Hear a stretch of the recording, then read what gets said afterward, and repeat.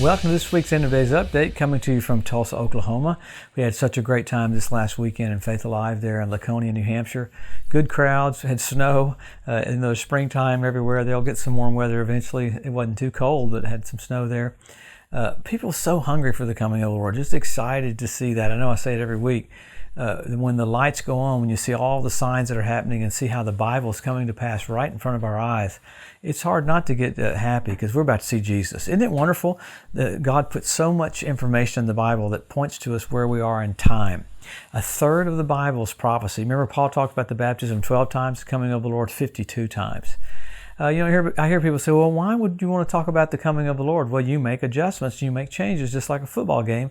The quarterback's coming down in the last few plays, the time clock's running down, the plays are more crucial. You can drop the ball at the beginning of the game, but at the end, everything is more crucial. Same thing in a race, an auto race. Man, the last lap, usually everybody's standing up. And I've never seen a runner in a race look at the finish line and go, I don't know what that is. So we're looking at all these things for an acceleration mentality. To get more people saved, get the job done as quickly as we possibly can, because everything's pointing to what happens just after the church leaves. So what we look at is the gathering of nations for the Ezekiel 38 war.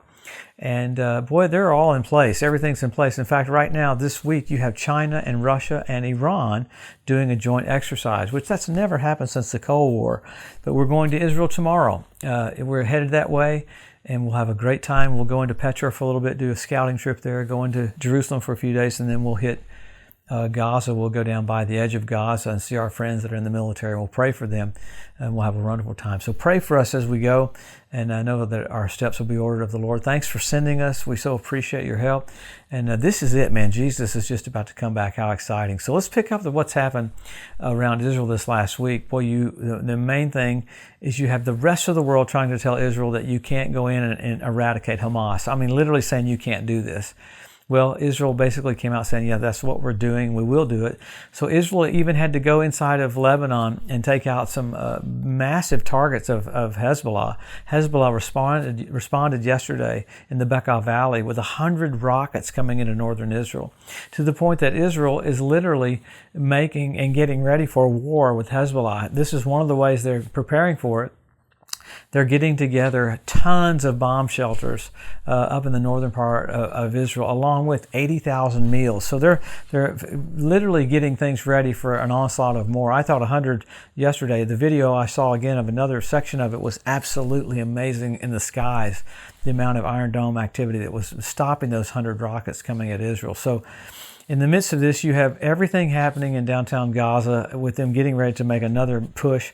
I thought this was pretty amazing, though. Another source came out saying that Hamas is completely, their numbers are being amplified. They're not correct of the civilian casualties. I like that they're lying about that. But in the midst of that, you had Israel haul all these like 70 orphans from the middle of Gaza, brought them over to Bethlehem as a rescue mission for them. So there's so many cool things that Israel does that no one hears about. And man, just the different things being said around the world, so amazing. You have in the Netherlands, you had at the opening of a Holocaust museum, you had people egged and you had fireworks going off. You had in Amsterdam, in a park, you had dog food that was laced with rat poison and said, this is for the Jewish dogs that come here. I mean, that's the mentality that's happening all over the world. So with Israel, they're having to defend themselves. And even one of the major sides that's happened every week, we've talked about it, is you had another batch of mass amounts of drones coming from Yemen, from the Houthis. And you not only had America using ships, you had the UK there, and then you had France firing at the drones. So you had all this drone fire. They didn't hit one of our ships, but they did last week. So Israel's got it coming to them from all around. The interesting things coming from the UN about the International Atomic Energy Agency, talking about the enriched uranium for Iran. I mean, they're coming out publicly saying that Iran has enough enriched uranium for 10 nuclear weapons. So this is kind of a deal breaker when all this stuff starts happening like this. But what I do like is in the past, Israel's been able, through cyber attack, to slow that down. Right now, this last week, when there was a report about China making preparation for World War III, massive cyber attacks all over the place. So you have the counter effect of what they hear, the truth coming out, and they do cyber attacks. Many more things keep happening with Israel. I've watched as far as things as a setup for right after we leave, as far as the rabbis go, as far as the Temple Mount goes. They're coming out saying that there's going to be a huge explosion during Ramadan around the Temple Mount. I like that they came out with some information about the Temple Mount. They've got this new instrument that will read things underground. How cool they can map things out, the tunnels and everything underground at the Temple Mount.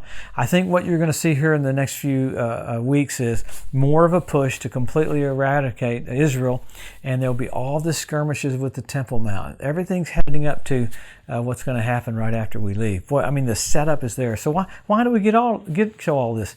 Because the Lord loves you. He wants you to see that all these things point to God handing off from the church. Remember, Enoch was raptured, handed off to Noah. Elijah was raptured, handed off to Elisha.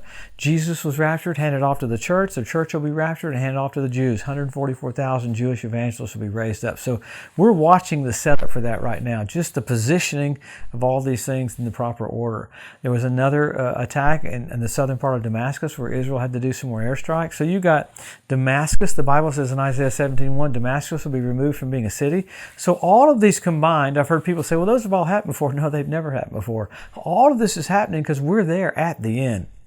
I talked about those red heifers, how during COVID they weren't clipped in their ears, so you have these red heifers that don't have a blemish. So there's a time frame for them to be used between year 2 and year 3, and they're there right now.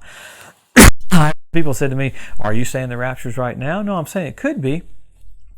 But there's always there's an availability to get more red heifers. But it is astonishing what's happening right there. So many events with weather are happening that I don't get a chance to get into. But boy, another thing's about satanic activity. They were talking about one of the airports here in America that had all the satanic symbols all over it. So it's coming out, along with France. Emmanuel Macron wanted to make a real stance going in, said, I'm going to go into the Ukraine.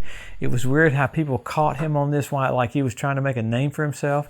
I think that's a big deal because he might be a possibility for the Antichrist. We've talked about that before, even though he can't be revealed till we depart. But so all these little things together, mixed together, show you we're about to see Jesus. Wow. So what Jesus said, he said, lift up your heads, your redemption draws nigh, indicating he doesn't want you downtrodden, he wants you excited. So we always go back to the word. Number 1, Israel made a nation. Number 2, Jerusalem won back.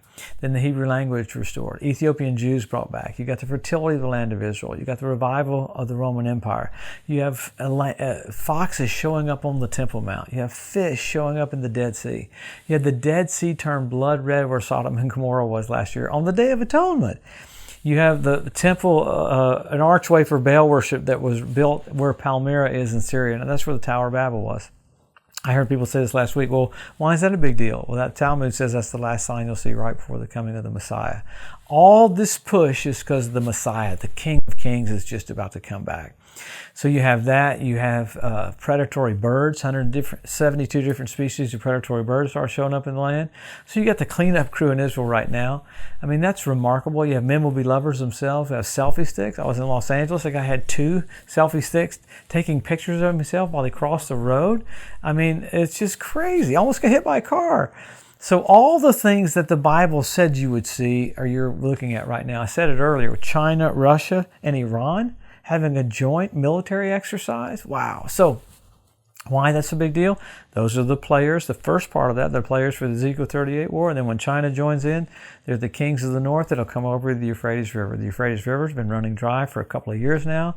It's ready for that. Also in Petra, where we're going to go, there's no water there. Water came out of the side of a rock and formed a perfect river for them to brought supply to them even before they get there. So all these natural things, all these supernatural things are heading to Jesus coming back. So after you have all the signs, you got signals. You had blood red moons on Passover and Tabernacles a few years ago. Pretty remarkable. When's the last time you had 4 in a row on Passover and Tabernacles? NASA calls it a tetrad. 1967 when Jerusalem was won back, 1948 when Israel was made a nation, and 1492 at the Edict of Expulsion when the Jews were kicked out of Spain. So you got the heavens saying, okay, they're signaling and communicating to us that the king's coming back. The Bethlehem star is really my favorite, though. At the birth of Jesus, you had Regulus, a king planet, Jupiter, a king planet. You had Venus, men from Mars, women from Venus. All 3 of those came together at the birth of Jesus. The constellation was Virgo. Wow. This last year, NBC Nightly News said we have a celestial event. We have the Bethlehem star. And what was the constellation? It was Leo. He's the lion of the tribe of Judah. So all of these things combined push us to go, okay, the king's about to come back. So what do? Help our local church, help our local pastor. We don't fit church into our life. It is our life. This is it. I hear people saying, well, these things have all happened before. Like I said, the signs have happened. No, this is it. This is remarkable to have all of these signs. Our book has about 79 to 80 signs in it to where you can go through one by one. And I like it when different times I've been interviewed this last year, people would go, wait. They would be fact checking me. They go, wait a minute, this all really came to pass. I said, that's right. I'm not smart enough to come up with this on my own. These have all come to pass. So in our lifetime, everything is coming to pass, pushing to and showing us and revealing to us that Jesus is about to come back. Wow. Man, we'll come back this next Wednesday and we'll look and see what's happened. The next video will be from Israel. We'll be there as a preliminary to the sides of the north, the city of the great king. Have a blessed, wonderful week, and we'll see you next Wednesday.